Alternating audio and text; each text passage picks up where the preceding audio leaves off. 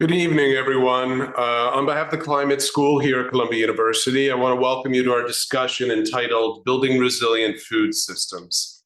I need to give a special thanks to our generous supporters who are joining us this evening. My name is Jeffrey Shaman, and I'm the Interim Dean at the Climate School. I'm a professor in the Department of Environmental Health Sciences at the Mailman School of Public Health, as well as a professor of climate in the Columbia Climate School.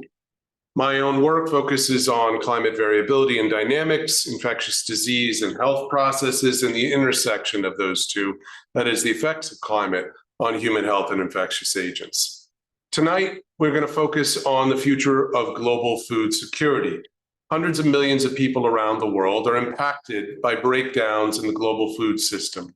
According to a recent report by the UN World Food Programme, more than 300 million men, women, and children face acute hunger due to climate change, the ongoing ramifications of COVID-19, food and energy price inflation, and more. This evening, we are joined by two experts who study the intersection of climate change impacts and food systems. Both are on the front lines researching the myriad dynamics of food insecurity. Let me introduce both of them to you. Jessica Fanzo is a professor of climate and director of the Food for Humanity Initiative at Columbia University's Climate School. Before joining Columbia, she was the Bloomberg Distinguished Professor of Global Food Policy and Ethics and the director of Hopkins Global Food Policy and Ethics Program at Johns Hopkins University Berman Institute of Bioethics and the School of Advanced International Studies. I'm excited to announce that earlier this year, Jessica was elected into the National Academy of Sciences. Membership into the Academy is one of the highest honors that a scientist can receive. Climate School is very lucky to have such a distinguished scholar on our faculty. Michael Puma is the director of the Center for Climate Systems Research here at the Climate School, working with NASA Goddard Institute for Space Studies. He oversees around 40 scientists and staff, guiding research in climate science, space studies, and climate impact analysis. His research focuses on global food insecurity, human migration, and how water and climate interact. Michael provides valuable insights for policymakers and addresses important issues in food security and migration caused by environmental changes and conflicts. I am thrilled to announce that he has recently been named a professor of climate, which will become effective on January 1, 2025. So welcome to you both. Thank you for being here. A quick run of show for all those online. I will be leading a question and answer session with Jess and Michael for the first part of the program, and then we will turn it over to audience questions that will be populated through the Q&A chat box. So, Jess, Michael, let's begin with some about your backgrounds. Jess, starting with you, what led you to focus your work on global food systems? Great, thanks, Jeff, and thanks to the Climate School for organizing this event. It's nice to see so many people online at this time of the evening here in New York. So I got into food systems. I was trained as a nutritionist, and of course, food is central to optimal nutrition. But more broadly, we engage with food every day, all of us. We engage in the food system multiple times a day. Food is central for survival, for better health and nutrition. But it's also interesting in that it's so political, it's social, it's cultural, it's ethical. Food is one of these touch points in that it involves almost every sector and system. And I think while it's necessary, when I started off in food systems, it's interesting because we knew so little about food, from the kind of chemicals that food contains and their importance for human health, all the way to why policymakers make certain decisions about food policy and how vulnerable the food supply is to climate change and other shocks. So I find it a very vexing, complex discipline to work in, which makes it really interesting from a scientific perspective. Fantastic. Michael, how did you come to concentrate on global food security? Yeah, it was unexpected. I really came to looking at it when I started to research. I was going to look at the food system through a more narrow lens through drought, and that was related to sort of my background in hydrology and climate. But I started to realize how vulnerable our sort of massive interconnected global food system is. And then I also noticed that, you know, many were focusing on individual components, whether modeling crops or food prices. But I saw this need to examine the food system as a whole, and especially through more of a resilience lens. And so if you at the time when we're tackling it from what they refer to as sort of a complex systems perspective, and that really inspired me to explore some innovative solutions, quantitative modeling, to really get at ensuring that the food system becomes stronger, more resilient, more adaptable. So that's was my journey. Fantastic. Jess, your work focuses on the long-term effects of climate change on the food system. What have you observed over the last several years in terms of the growing influence of climate change on food security?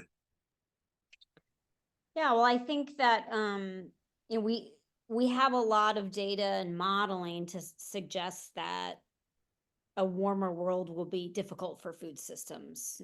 We know that there's data around the idea that with more warming and more CO2 in the atmosphere, the yields of certain crops will vary depending on where those crops are grown. There's also data and modeling to suggest that the nutritional quality of crops will shift as well, depending on the crop. But those are really long-term models that Michael knows well too. And I think one of the things I'm more concerned about, and Michael's work as well, is these short-term shocks and extreme events, whether it's prolonged droughts, wildfires, heavy precipitation, heat. It's all having impacts on people's ability to access food and get food from point A to point B. And so what we're seeing now, and sadly, we're seeing much more hunger. We're seeing much more inaccess to healthy foods. So we've already been dealing with a huge burden of malnutrition. About 735 million people go to bed hungry. We still have a very unfinished agenda to solve undernutrition among children. We have a massive pandemic of overweight and obesity with 2.5 billion people who are overweight and obese, and about 2.8 billion people who cannot afford a healthy diet. And these numbers are not improving. So unlike Jeff, you know well, child mortality has been coming down. Why is it that global nutrition and hunger is getting worse? Something's wrong. And the food system, which is meant to deliver healthy foods, to stave off hunger and address healthy diets and ensure that people get access to healthy diets to mitigate overweight and obesity, clearly something's gone wrong. Climate change, along with many other drivers like conflict and inflation, et cetera, is leading to some of these statistics that we see. But over the last several years, these statistics have gotten worse, and some of that is related to the extreme events around the world that's really impacting the ability to grow food, move it, to get access to it. So food systems are quite fragile to climate events that are happening around the world. And I'm guessing that is sort of like your concern. The baseline is a very fragile state of our food system and a lot of distress in multiple ways, both malnutrition and undernutrition, undernourishment and obesity at the same time. So is it that food system itself that you think is, that delivery system is the most urgent issue right now? Yeah, I think so. I mean, there's a lot. The food system historically has been quite miraculous in its ability to grow a lot of food to feed the world. But the kind of foods that we're growing are more homogeneous, they're limited. We're starting to see, and Michael can talk about this too, shocks that are hitting the system that are impacting food's ability to move around the world. The kind of food that is accessible is unhealthy foods very highly processed packaged foods because it's easy to trade those foods. They're cheap to make and cheap to buy, and those have pretty detrimental impacts on human health. So I think there's multiple concerns across the entire food system, Jeff, from food production and its ability to be viable, but food transport, the kinds of foods people access. So there's multiple areas of concern. And for many of us that work on a system type approach, there's different concerns across the entire system that seem vulnerable or not sufficient in delivering optimal diets for everyone around the world. Hmm. I'm going to pivot, Michael, to you now. And your research focuses on the many factors that do impact food security, from climate change to droughts to conflicts and trade restrictions, as well as short-term impacts like natural disasters and storms. What are the basic dynamics at play that, as you see them, in what parts of the world, and how does that global food production impact the climate specifically? What are the dynamics and risks here? Yeah, I mean, as Jess was just mentioning, so climate change and conflict, these are at the forefront, and it's sort of is this pressure on a food system that's it's not really designed for dealing with those type of shocks. And take Ukraine for instance. The ongoing war there really has disrupted what we call a major breadbasket. And this is not just Ukraine, though. I think you could think about Sudan, Yemen, Nigeria. These are regions where we've had prolonged conflicts, and it's left millions facing really dire food insecurity. And so the question is, well, how do we adjust our global food system to deal with those types of pressures?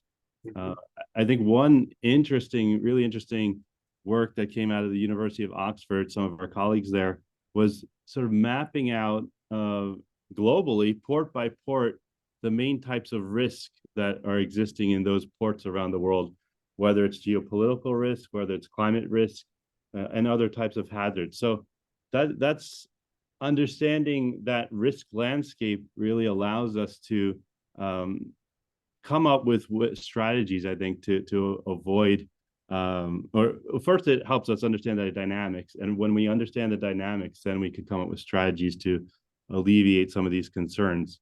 So, just thinking about the dynamics, the factors we want to think about: climate change is altering growing conditions, weather patterns, resource management, and then we worry about water availability and arable land use. We have socioeconomic factors that affect food access and distribution. And then we have sort of opportunity and risk with technology that could influence agricultural practices and food production efficiency around the world. So from there, it's how do we address these challenges and develop strategies to have a more resilient food system?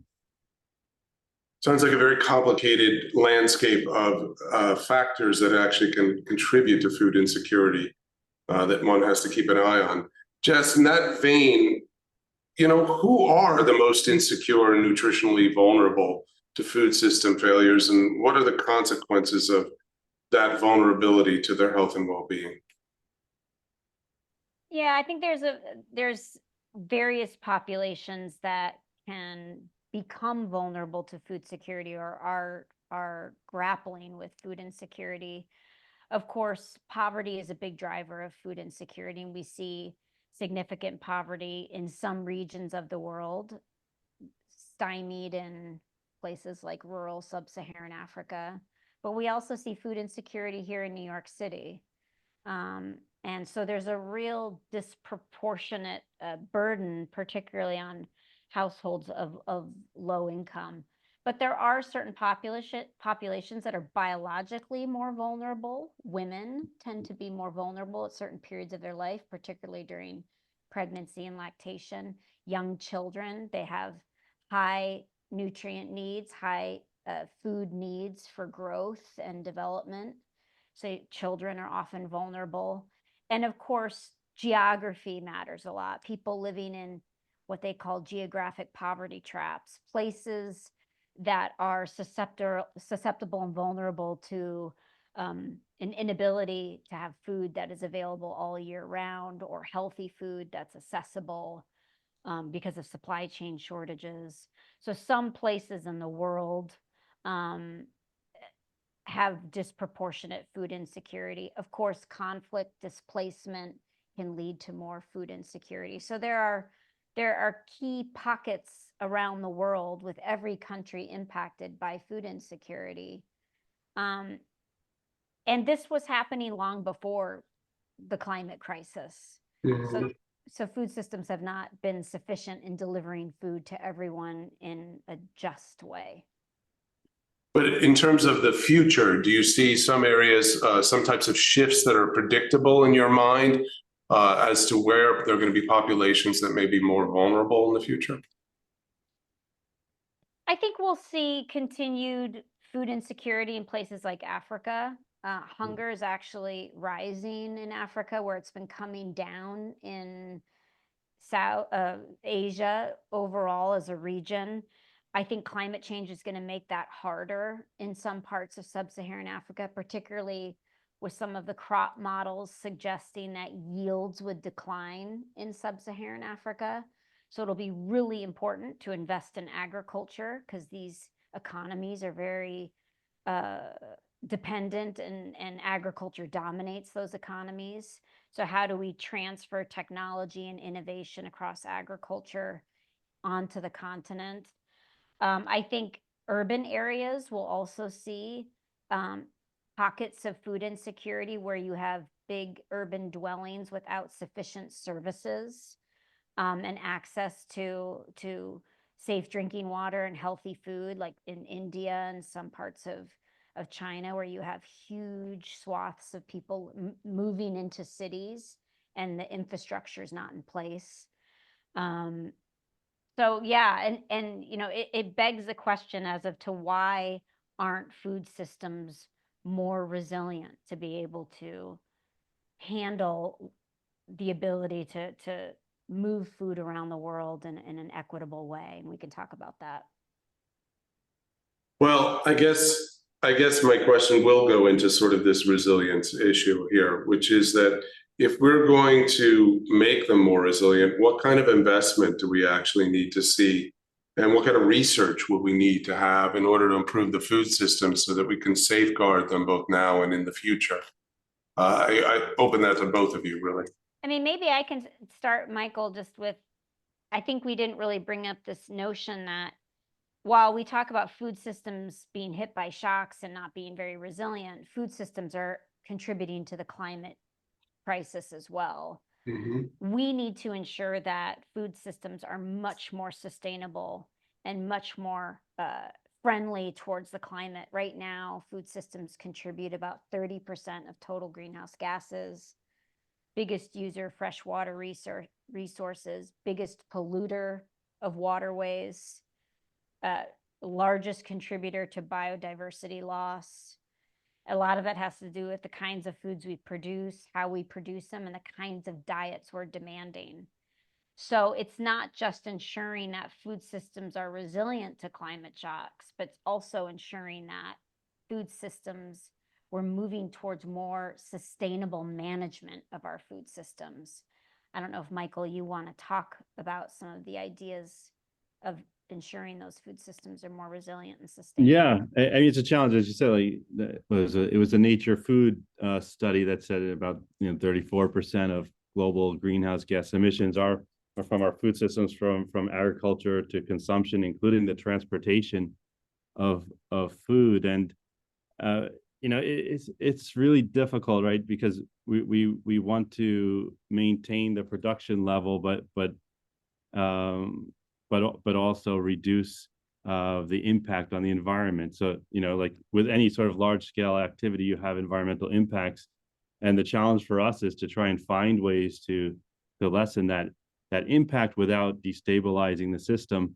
So there are a lot of possibilities. I think we have to explore, I think, and be positive about the options. There's progress on climate smart agricultural technologies, which I think hold tremendous promise. At the same time, we have to be aware of the new types of risk that they introduce. But if we're aware of those risks and we adopt them carefully in a gradual way, that can really help reduce water use and reduce greenhouse gas emissions. And I should also point out, when we introduce these technologies, we have to make sure that our policies and our governance strategies are appropriate and working with those technologies. I think we can explore ways of gradual policy changes that help move towards sustainable systems. So we do want to avoid these sort of sudden shifts, but if we can move towards a gradual transition to more sustainable practices, that will ensure that our food system remains stable, but it gets us on the right pathway. And then we also need global coordination. I think we saw with Ukraine that international coordination effort really helped us avoid an international food crisis of a larger scale. So pursuing this sort of global coordination, but not in a naive way. We have to recognize that we're going to be navigating complex geopolitical realities. So the idea is, and I think that's the opportunity of working with the university, where we have a lot of different perspectives on how to tackle those geopolitical realities. And I think that one of the things, Jeff, that came out of Climate Week here in New York, I think there was 3 sort of big topics, and Michael sort of hit on all of them. Subsidies is huge. The agriculture subsidies. So the United States gives subsidies to farmers to grow certain kinds of crops. Those could be repurposed or reoriented to have sustainability metrics in them, to grow different kinds of foods towards a more healthy diet. The other area that a lot of people are talking about is this regenerative agriculture. We could talk about that if it comes up in the Q&A, as a new way of doing farming that's more environmentally sustainable, better soil management. Now, there's a lot of research that needs to be done on regenerative agriculture, and the idea that everyone who works on big monocropping farms are going to switch to regenerative agriculture is unrealistic, particularly when farmers are risk adverse. They need to have some certainties in this very uncertain climate.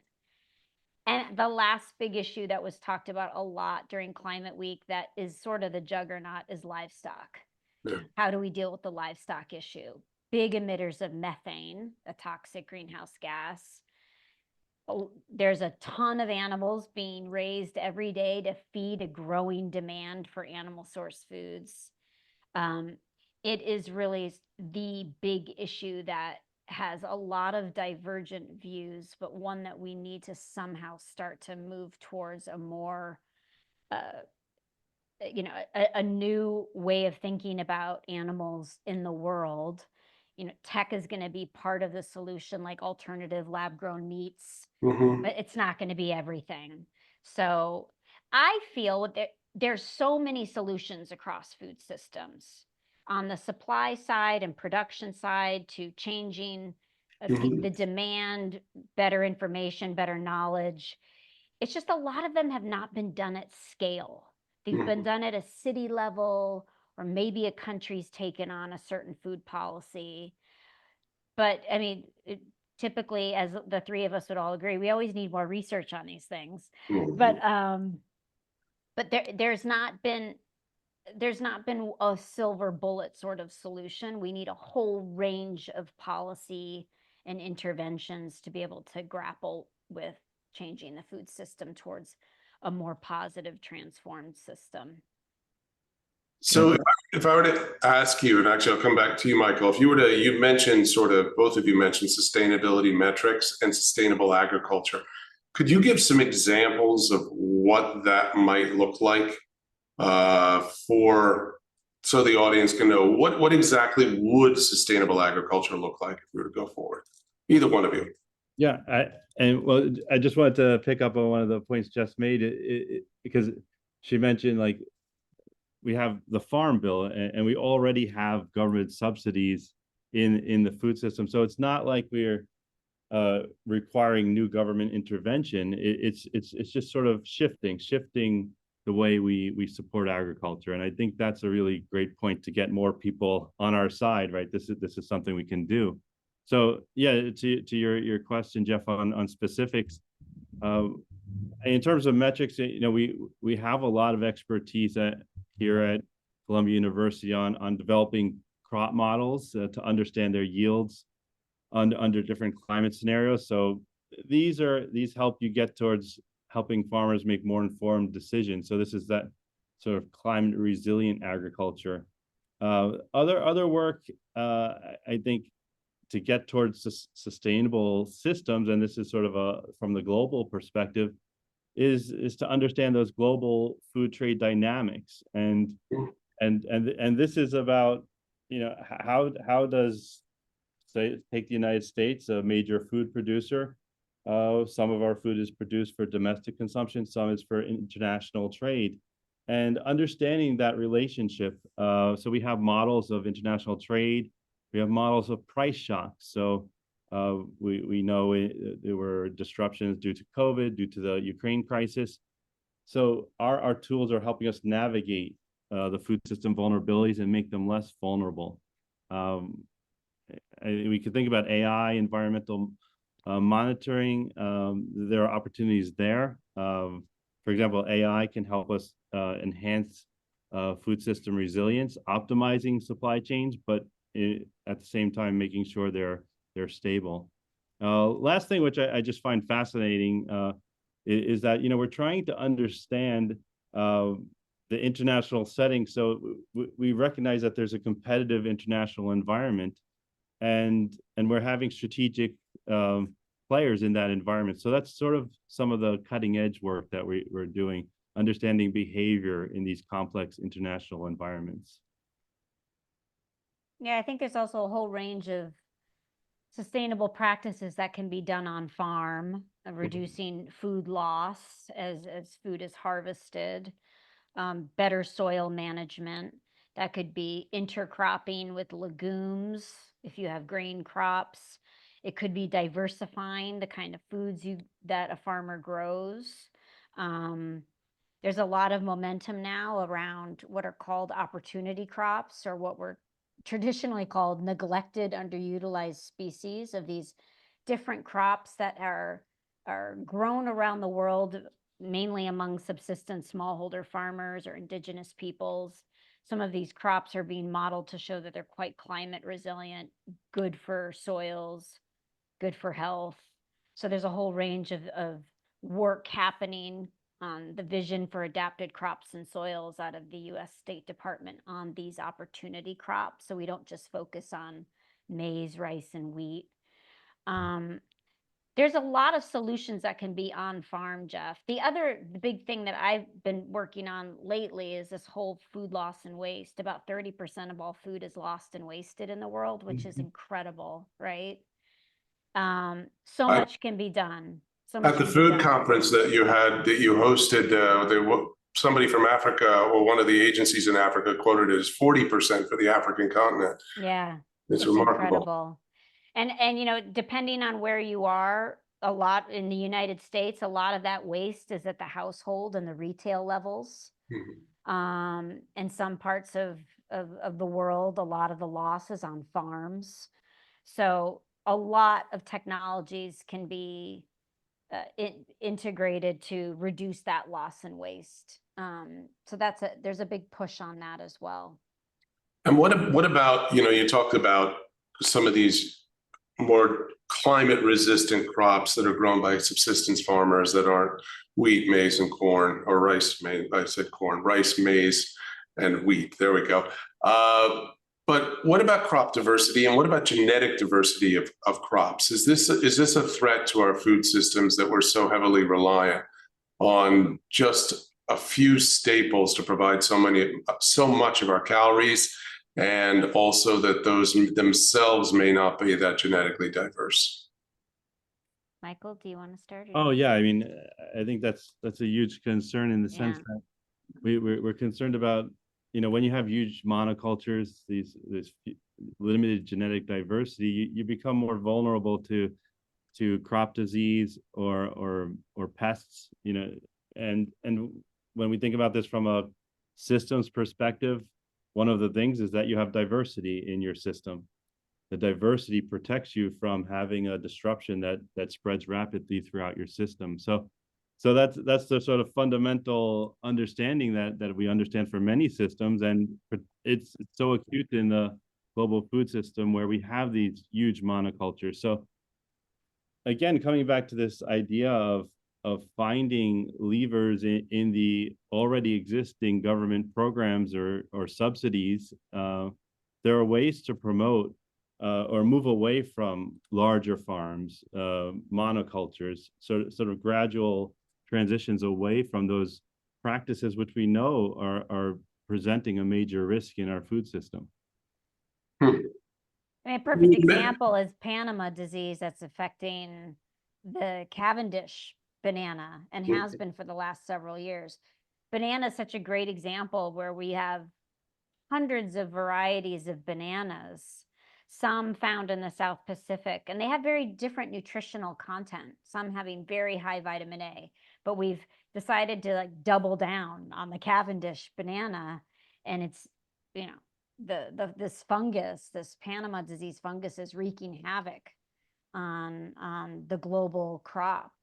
So you're really putting the world at risk for not being able to consume bananas every day when you go for one variety.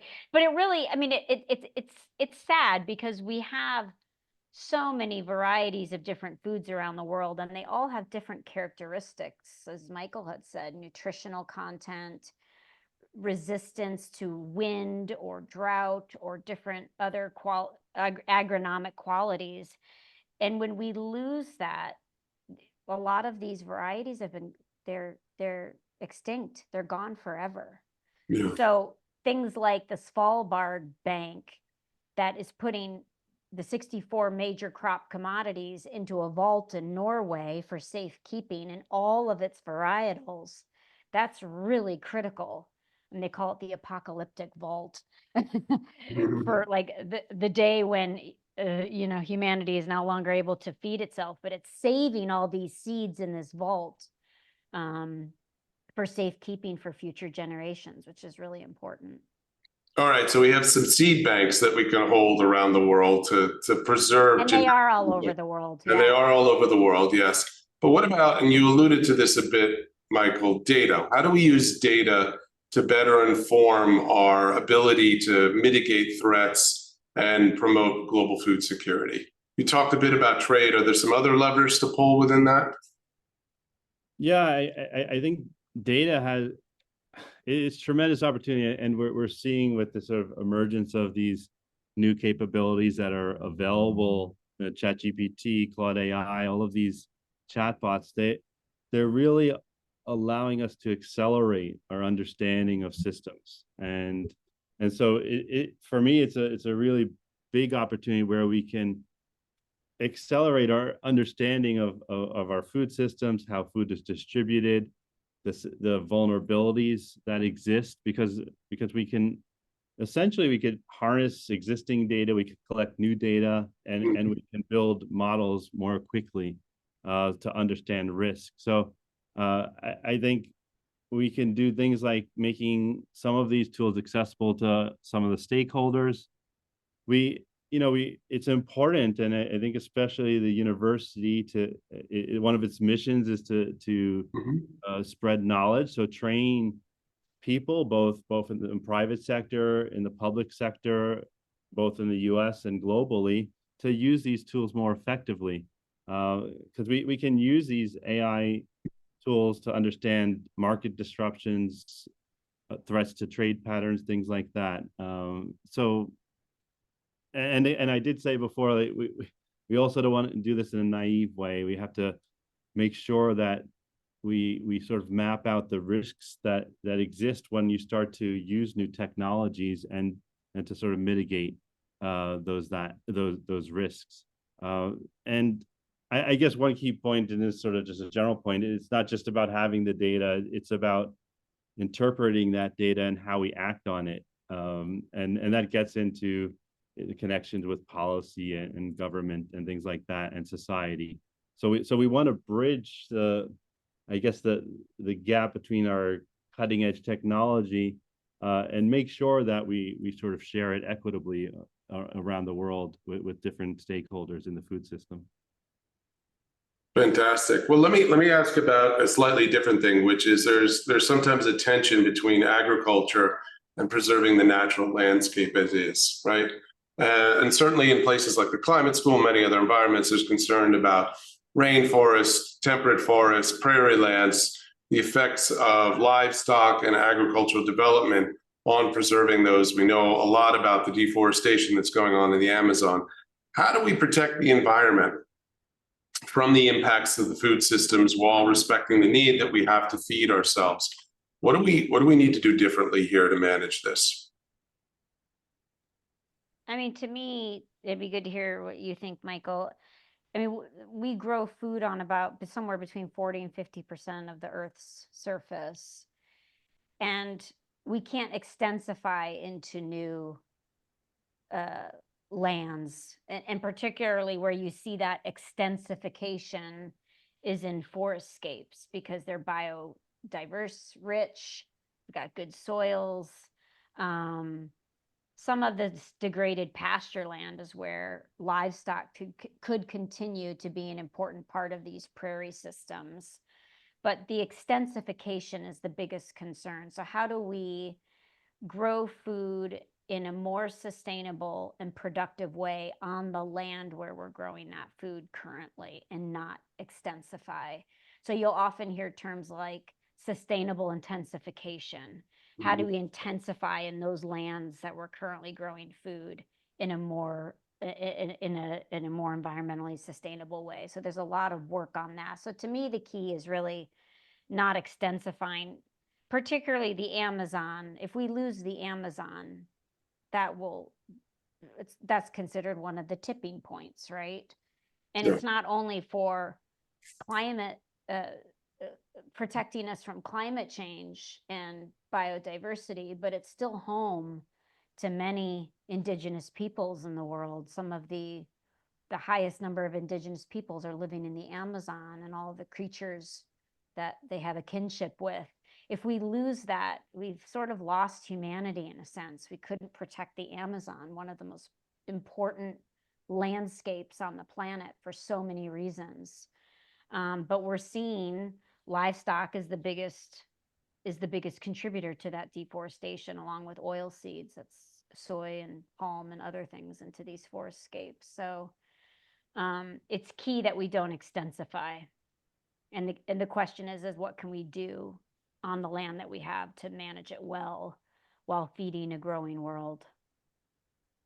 Yeah, I totally agree. I think expanding agriculture, especially into, as you just said, the Amazon, and that reminds me of, one of the key challenges we face is water resource management and managing water in a sustainable way. And particularly in the Amazon, there's been a very rapid expansion in the construction of mega dams, with the sort of justification that they reduce greenhouse gas emissions, which is questionable. But just focusing on the water question, the Belamonte Dam, for example, was constructed and it displaced large indigenous population.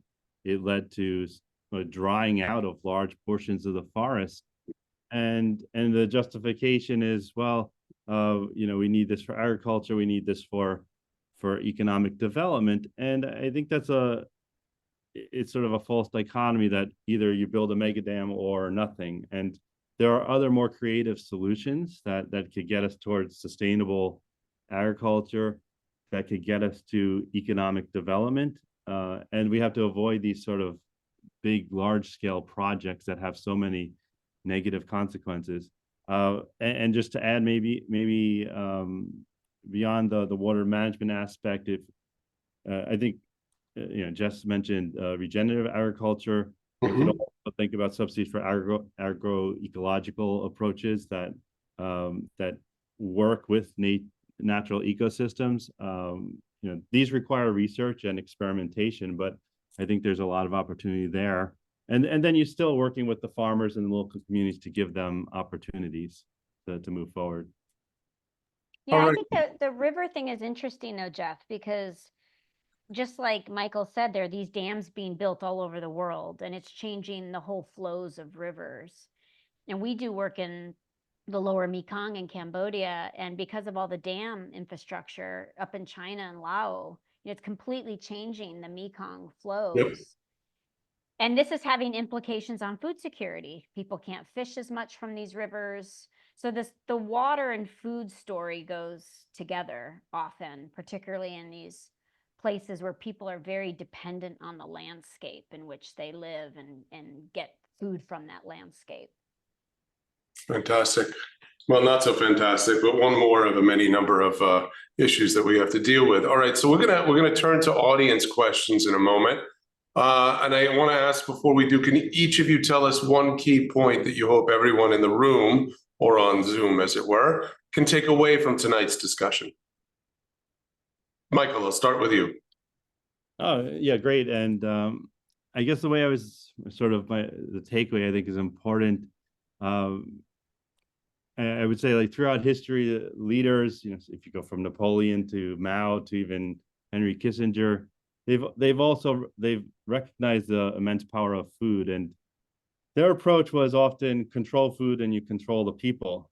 But when it comes to the university, I think we have a different role to play and a crucial role to play. And we're not about controlling people. We're our goal, and this is the main takeaway, is that we want to lead the pathway towards sustainable, healthy food systems that ensure that we have a resilient food system and that people have freedom and liberty. And so for me, that's what drives our work at Columbia.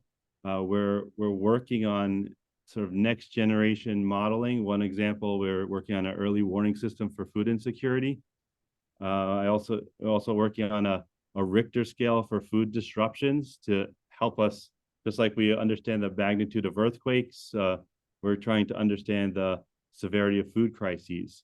And so the takeaway, the goal is to better anticipate food shortages and give policymakers and aid organizations the capability to respond more effectively. So we're not in the business to predict things perfectly, but we're about improving, preparedness and response capabilities. So I think, we have a lot of activities at Columbia, and that's our goal for moving forward.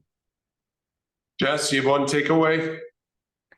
Yeah, I hope the audience gets an idea that food is a big part of the climate problem, but also food is a big part of the solution for fixing the climate. And again, every day we all engage in this system, so your choices and decisions matter. They're not irrelevant, and so you have a lot of power to make choices that matter to you and that are valuable to you. And again, at the climate school, like Michael said, I love the Richter scale. We're doing a lot to try to monitor food systems, see how they're faring in this climate context, and working with communities to ensure that they're resilient to some of these shocks that the world is experiencing. So very much look forward to continuing on this quest to improve food systems. All right, so I have some audience questions now. I'm gonna pick a few of them. Tell me, what shifts in dietary patterns or consumption habits would make the most impact on global food security in your minds? Michael, do you want me to start? Yeah. Why don't you start? I think there's several things. The two biggest drivers of, I would say, negative health impacts and negative environmental impacts. The first on health is the ultra processed foods. These foods are very high in sugar, salts, and fats, and lots of additives. There's a lot of evidence to suggest that these foods are quite detrimental across a range of health outcomes. Now, these foods are usually tasty, convenient, and inexpensive. So many families rely on these foods to feed themselves. But if you can make choices that are of foods that are a little bit less processed, it will go a long way for your human health. On the environment side, some animal source foods, particularly beef, which are ruminants, they produce a lot of methane gas, tend to have a larger environmental footprint. They produce methane, they use a lot of water, they use a lot of feed. So if you wanted to make a healthier choice around a diet that's more environmentally sustainable, you would reduce your beef and lamb consumption and go towards animal source foods that are a little bit lower on the food chain, like chicken and seafood and other things. So it really depends on your values, right? What do you care most about? Your health, the environment, livelihoods. You have to make choices on those things. But those two are the big ones on the human health and environmental sustainability sides. Yeah, I would just add the processed food is fascinating. I think there's been, some recent conversations last week in Washington on the processed foods and how troublesome they are for human health. And I think it's so interesting how quickly this conversation has reached sort of the forefront. And I think that's encouraging that we can see changes quickly. And the comparisons with Europe, the European food system, like for example, why are dyes in our artificial dyes in our foods when in Europe they're not, and it's the same company producing those foods. So I think sort of it's our choices what we purchase, but also sort of our relationship with our representatives and our political representatives to try and be proactive with those relationships. So what's the role of aquaculture in this? Is it more sustainable? Does it sequester carbon? Is it something that's a viable part of the solution to sort of double down on aquaculture efforts? You want to go, Michael? I can follow you. Well, aquaculture. So I know aquaculture has been rapid expansion and been spreading around the world. At the same time, natural fisheries are under pressure, and there's concern about the stocks in those fisheries.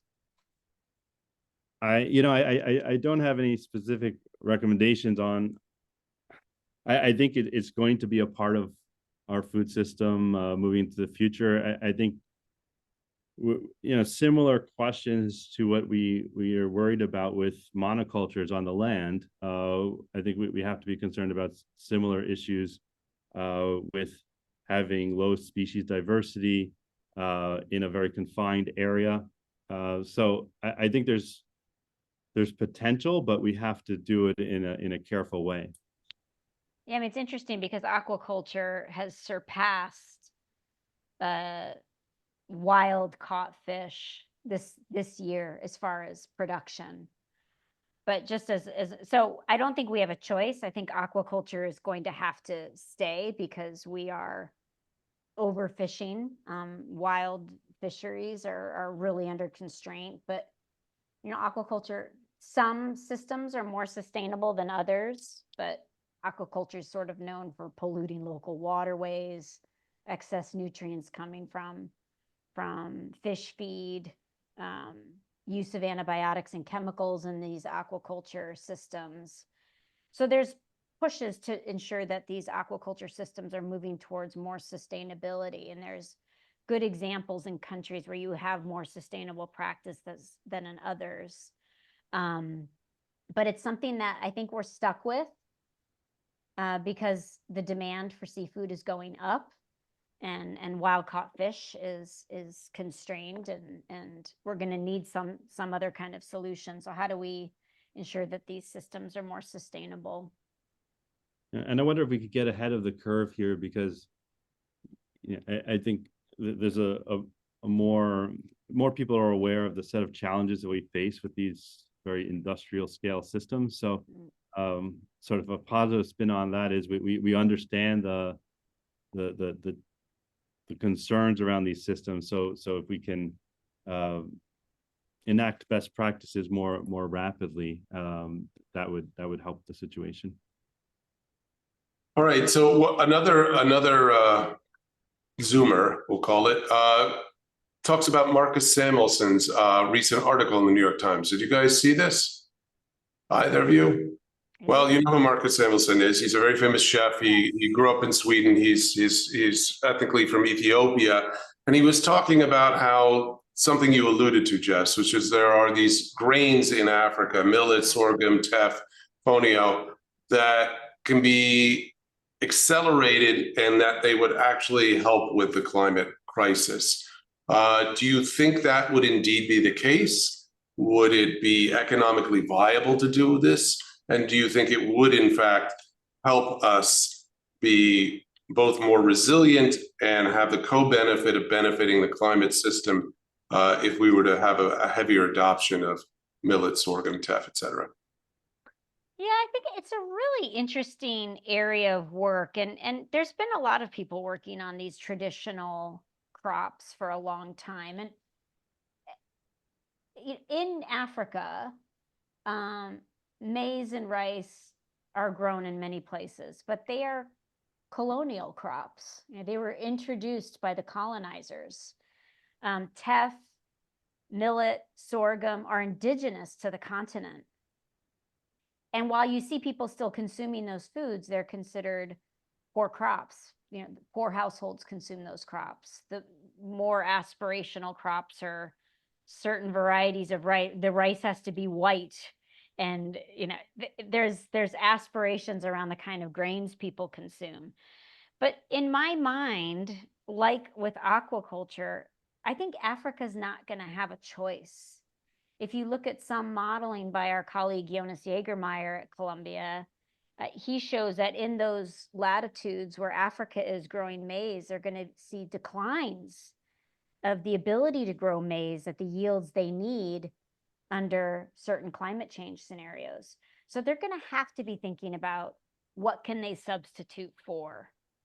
And I think it would bring back a lot of pride for Africa to be working on these indigenous crops and getting them in the hands of chefs that are doing innovative cooking with these crops, reintroduce them.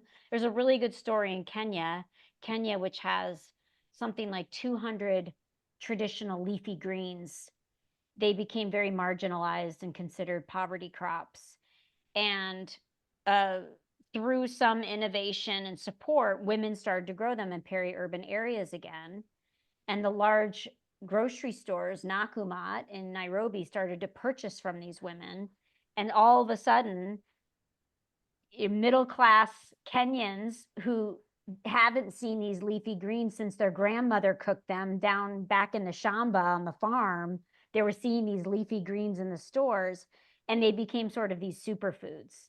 So it's just these great stories of bringing back these traditions to the generation that's probably moved away from rural life into urban life, and they're starting to purchase these foods again and remembering them from their childhood. So there's a lot of momentum in this space right now for these kinds of crops, and bringing back the indigenous knowledge and traditional crops that Africa is very famous for. So let me ask you this: what role can cities and urban environments and the dwellers in those play in supporting a more resilient food system? Where does that fit into this whole ecosystem of agriculture, if you will? Well, I guess piggybacking off what Jess was saying, I mean, that it really speaks to the demand side of the equation. And if we can get demand for some of these different crops, I think the chefs play a big role in that. If they can be creative, make some of the different grains more attractive, then you increase the demand, and it's more straightforward for farmers. It's more profitable for them to produce those crops. And then the byproduct we talked about earlier about having diversity in your grains, your cropping system. That's really key. And so I would see urban centers as sort of the the ground zero for this to happen. If with an increasing urban population around the world, that presents as an opportunity that if we have introduce different foods within an urban center, it expands more rapidly. Urban centers also are connected. So we're talking about sustainability. We have to think about sustainable transport systems around food and sustainable transport corridors. And I think that's where we're going to see opportunities for urban centers to influence the trajectory of our food system. So we really want to encourage urban policymakers to be involved in food systems and to help work towards more sustainable practices. I'm going to ask you one last quick question, then I'm going to have to wrap up because it is getting late. Hydroponics. What are your thoughts about hydroponics? Somebody asked, in supporting agriculture, food delivery to underserved populations and resilience. What do you think? I don't know. That's I think I stumped them. I think at the end, stumped them with the hydroponics question. Michael probably knows a bit more because he works both in water and food systems. Yeah, I would just not knowing too many details, but I just think the scope is challenging. I don't know if it can be at the large scale. I think maybe locally it can be a viable option for some limited situations, but I don't think it's a sort of general a panacea for our challenges. All right. Well, no solution is actually exactly. No solution's a panacea. That's right. Food systems are so localized and so global at the same time. We need just a whole rainbow of solutions to be able to sort of get out of this conundrum that we're in at the moment. So it's going to take a lot of efforts from the whole diversity of sectors and perspectives and all. All right. Well, I think that's about all we have time for this evening. I want to thank you both, Michael and Jess, for a great discussion, and thanks to all of you for joining us for this conversation. As both Jess and Michael made clear, creating a more resilient food system is and will be a top priority for society. Climate change and its myriad impacts on our planet require new ways of thinking about the future and new forms of scholarship and knowledge, as well as a deep commitment to developing a new generation of leaders. And while I'm plugging at it, this is work that we do here at the Columbia Climate School. I hope to see you next at our next Earth Series webinar. Meanwhile, I hope that you'll connect with us to learn more about some of our other activities. Check us out online, see how our State of the Planet blog and what's going on. This year is Lamont Doherty Earth Observatory's 75th anniversary. That's the leading geophysical institute housed here at Columbia University. I invite you to find out more about the events they will be holding to celebrate this 75th anniversary. I would also like to mention that tomorrow is Columbia Giving Day. And so I'm going to pitch at you. We would love for you to consider supporting the Climate School and Lamont Doherty Earth Observatory. So with that, I'm going to say thank you for coming and learning about our research, and have a wonderful evening. Night. Thank you.